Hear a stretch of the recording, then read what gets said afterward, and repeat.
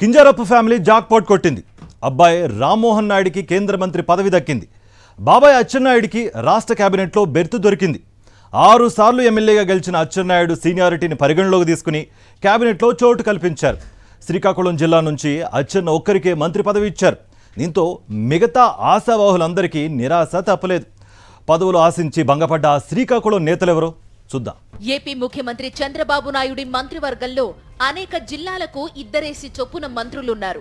కానీ రాష్ట్రానికి ఉత్తర సరిహద్దులో ఉన్న శ్రీకాకుళం జిల్లాకు మాత్రం ఒక్క మంత్రి పదవే ఇచ్చారు చంద్రబాబు.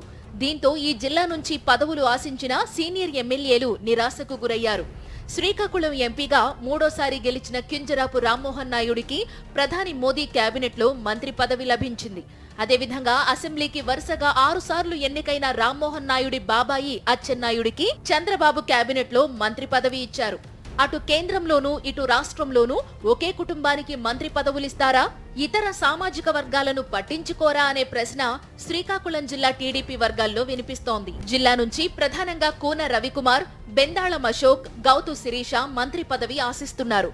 అయితే ఉత్తరాంధ్రలో కీలక వెలమ సామాజిక వర్గానికి చెందిన సీనియర్ నేత అచ్చెన్నాయుడికే అగ్రతాంబూలం ఇచ్చారు.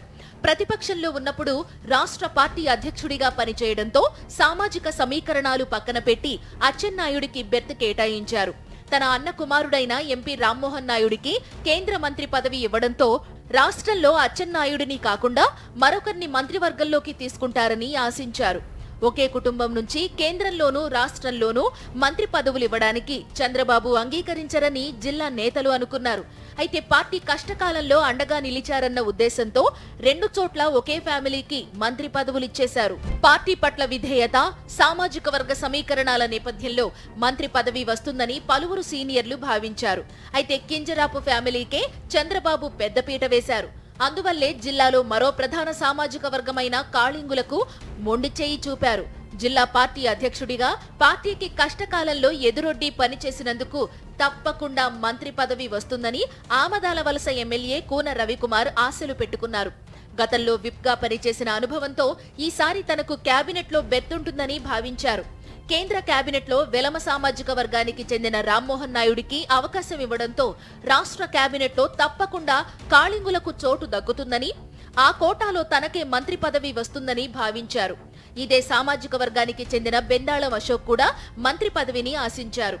కాళింగుల్లో తామిద్దరిలో ఒకరికి తప్పకుండా కేబినెట్ బెర్త్ లభిస్తుందని ఆశపడ్డారు. 2019 ఎన్నికల్లో వైఎస్ఆర్సీపీ కాళింగ సామాజిక వర్గానికి 3 చోట్ల ఎమ్మెల్యేగా, శ్రీకాకుళం ఎంపీగా పోటీ చేసే అవకాశం కల్పించింది. కానీ ఎన్నికల్లో ఒకరే విజయం సాధించారు. గెలిచిన ఆ ఒక్క ఎమ్మెల్యే తమ్మినేని సీతారాంకు శాసనసభలో అత్యున్నతమైన స్పీకర్ పదవి ఇచ్చి గౌరవించారు పార్టీ అధినేత వైఎస్ జగన్మోహన్ రెడ్డి. ఎంపీగా పోటీ చేసి ఓటమి చెందిన దువ్వాడ శ్రీనివాస్ కు ఎమ్మెల్సీ పదవి ఇచ్చింది. ఇచ్చాపురంలో ఓడిపోయిన పిరియా సాయిరాజు భార్య విజయకు జెడ్పీ చైర్పర్సన్ పదవి ఇచ్చింది. టెక్కలి శాసనసభకు పోటీ చేసి ఓటమి పాలైన పేరాడ తిలక్కు రాష్ట్ర కాళింగ కార్పొరేషన్ చైర్మన్ పదవి దక్కింది.